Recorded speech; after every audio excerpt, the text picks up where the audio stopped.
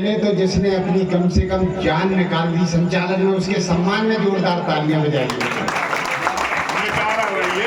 कुछ लोग कहते हैं मजा नहीं आया संचालन में, वही कहावत हुई कि मुर्गी की जान चली गई, मियाँ जी को मजा ना आया। बहुत मेहनत से संचालन कर रहा है मित्रों। मैं इस शिक्षक दिवस के अवसर पर सबसे पहले उस महान आत्मा को नमन करता हूँ जिसकी स्मृति में ये कार्यक्रम रखा गया मित्रों। और उस महान आत्मा के साथ साथ मैं उस श्रवण कुमार को बहुत बहुत साधुवाद देना चाहता हूं मित्रों, जो अपने पिता की स्मृति में ऐसे आयोजन को करा रहा है। उसके सम्मान में एक बार जोरदार तालियां बजाइए। वरना आज के दौर में जीवित माता पिता को जाकर के वृद्धावस्था केंद्र में छोड़ आते हैं साहब, वृद्धाश्रम में। कम से कम माता पिता की स्मृति में कोई कार्यक्रम करा रहा है। हमारी बहन रुचि ने साहब काप पाठ किया था, सरस्वती वंदना की थी और अवधी भाषा में अपने छंद पढ़े थे। मनोज चौहान की भाषा में भाई साहब मैनपुरी क्षेत्र की एक झलक थी। और ये बुंदेलखंड की हृदय स्थली है मित्रों श्रीनगर। यहाँ बुंदेलखंड मैं मनोज भाई मैं तुम्हें आपको बता दूं रुचि बहन, बुंदेली की भी एक अलग मिठास होती है भाई साहब। बुंदेली की मिठास बता करके अपना काप पाठ प्रारंभ करना चाहता हूँ। बुंदेली की मिठास देखिए। पिछले दिनों क्या हुआ भाई साहब, चुनाव में हमारे क्षेत्र में एक गांव की सीट अनुसूचित जाति की आ गई साहब। अनुसूचित जाति आरक्षित सीट आ गई।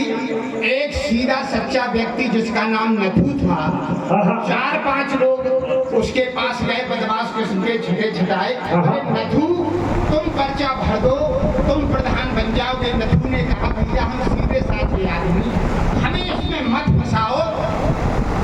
लेकिन भाई साहब अंततः बातों में आ गया, पर्चा भर दिया। अब 4-5 लोग अच्छे बदमाश टाइप के रोज उसके यहाँ जाए, नथू से कहें नथू ले आओ गुटखा, नथू का गुटखा खाए और उसकी लिपि पुती पौर में थूक दे। उसकी पत्नी साफ करते करते परेशान। एक दिन बोली हमने कहा था ये चुनाव मनाव के चक्कर में मत पड़ो। दूसरे दिन साहब 4-5 लोग आए, बोले नथू ले आओ गुटखा। नथू हाथ जोड़ के खड़ो रहो, बोले भाई साहब गुटखा खा लो दबता हो, लेकिन इतनी विनय है कि कौन में नथू की धूम करी। अब उनमें एक प्रदीप बेहुलिया जैसे कवि भाई साहब बुंदेली के 4 पंक्तियां वहीं खड़ी होती हैं। और बुंदेली की मिठास देखिए। वे बोले कि बागन की कोयलियां बागन में ना फूके तो फूके देवे, कि बागन की कोयलियां बागन में ना फूके तो फूके देवे, वो गलियन के ऊपर गलियन में ना भूखे तो भूखे देवे। तो हम आवत न थूके, बैठत न थूके, अब न थूके न थूके तो थूके देवे।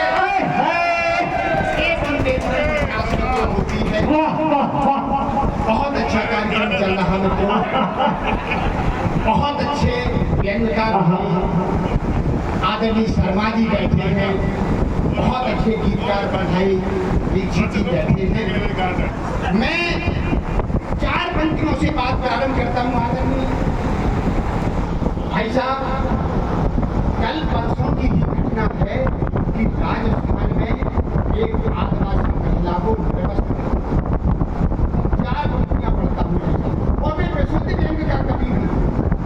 और मैं आपको बता दूं कि हास्य और व्यंग्य में एक मौलिक अंतर होता है। जहां हास्य केवल हंसाता है, वहीं व्यंग्य में व्यवस्थाओं पर सोचने के लिए चिंतन की हुई। 4 पंक्तियां पढ़ता हूं कि वो बोली इतिहास यहाँ पर मैं भी तो कर सकती हूँ। वे बोली इतिहास यहाँ पर मैं भी तो कर सकती हूँ। नारी अस्मिता के दुश्मन की छाती पर चढ़ सकती हूँ।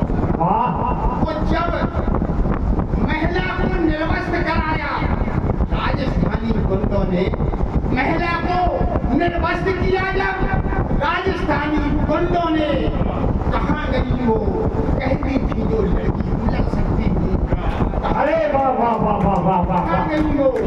कहती थी तो लड़की भी लड़ सकती थी। भाई साहब ने छंद के लिए कहा मित्रों, एक छंद से अपनी बात प्रारंभ करता हूँ।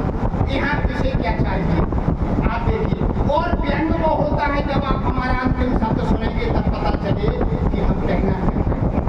यहाँ कौन क्या चाहता है मजे लीजिए।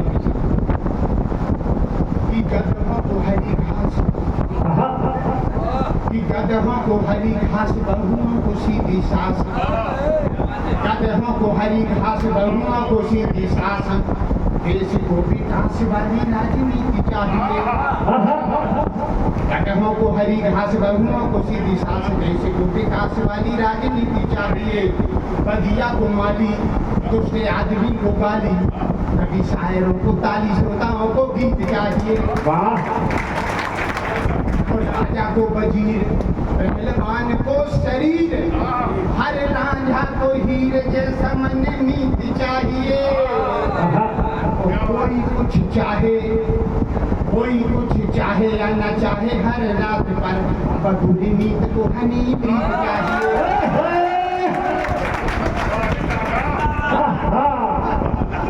और भाई साहब देवेंद्र ने एक छंद की याद दिलाई। भाई साहब मैं बता दूं, देवेंद्र हमारे घर जाता रहता।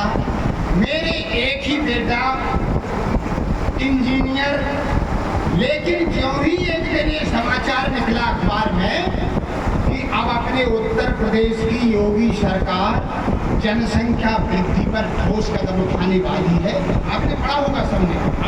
और जनसंख्या नियंत्रण कानून आने वाला है। उसके हिसाब से जिनके यहाँ 2 से अधिक बच्चे होंगे उन्हें किसी सेवा का लाभ मिलेगा। यहाँ तक कि राशन कार्ड की सुविधा भी छिन जाएगी। मेरे बेटे ने जो ही ये समाचार पढ़ा उसी रोज चला गया भाई साहब, लव मैरिज करके खड़ा दिया। मुझे और मेरी पत्नी को हवा भी नहीं लगी। जब बहू ने गृह प्रवेश किया तब पता चला। मैंने कहा बेटा तुमने ये क्या किया? अरे बताता तो इसी लड़की से शादी कर देता। तो भाई साहब तर्क क्या दिया उसने? स्वागत कि प्रेम ब्याह करके ये काया काया पुत्र घरे। मैंने कहा ऐसे पूतनंद होते हैं। प्रेम ब्याह करके ये काया काया पुत्र घरे। मैंने कहा ऐसे पूतनंद होते हैं। वह बोला कैसी बात करते हैं पापा आप, हमने जैसे युवक ही अक्लमंद होते हैं। तो जनसंख्या वृद्धि रोकने को बनी नई नीति। वो ब्याह से जनसंख्या वृद्धि के संबंध होते हैं। तो क्या पता 1000, 2000, 500 के नोटों की क्या पता 1000, 2000, 500 के नोटों जैसा कोई कह दे अब विवाह बंद होते हैं। और भाई साहब एक छंद, एक बहुत सरगर्मी में एक प्रकरण चल रहा ज्योति मौर्य आलोक मौर्य का, उसके हवाले से एक छंद निवेदित करता हूँ। स्वागत कि मेरा मित्र रामदास एक दिन आके पास करे उदास, बोला मुझी को बचाइए। मेरा मित्र रामदास एक दिन आके पास करे उदास, बोला मुझी को बचाइए। पत्नी पर मारू बम नाक में किए है कम, उलझे हुए हैं हम यार सुलझाइए। ओ पीछा छूट जाए गुजारा भी ना मान पाए, ऐसा कोई तलाक का उपाय बतलाइए। मैंने कहा उसे यूपीएससी की तैयारी करा, हरे नाथ आप एसडीएम बनवाइए। क्या व्यंग है, वाह। मैंने कहा उसे यूपीएससी की तैयारी करा, हरे नाथ आप एसडीएम बनवाइए। और भाई साहब एक और प्रकरण याद आ गया। एक भाई साहब पूरे भारत की भाभी बन गई, एक सीमा भाभी। भाई एक बार अगर वाकई व्यंग अच्छा हो तो एक बार तालियों का हुजूम कर दें। शानदार, जिंदाबाद। एक उस हवाले से व्यंग करता हूँ मैं साहब, सबने पढ़ा होगा कितनी जोर शोर से साथ चल रहा सीमा यादव वाला। एक व्यंग सुनिए, एक छंद पढ़ता हूँ।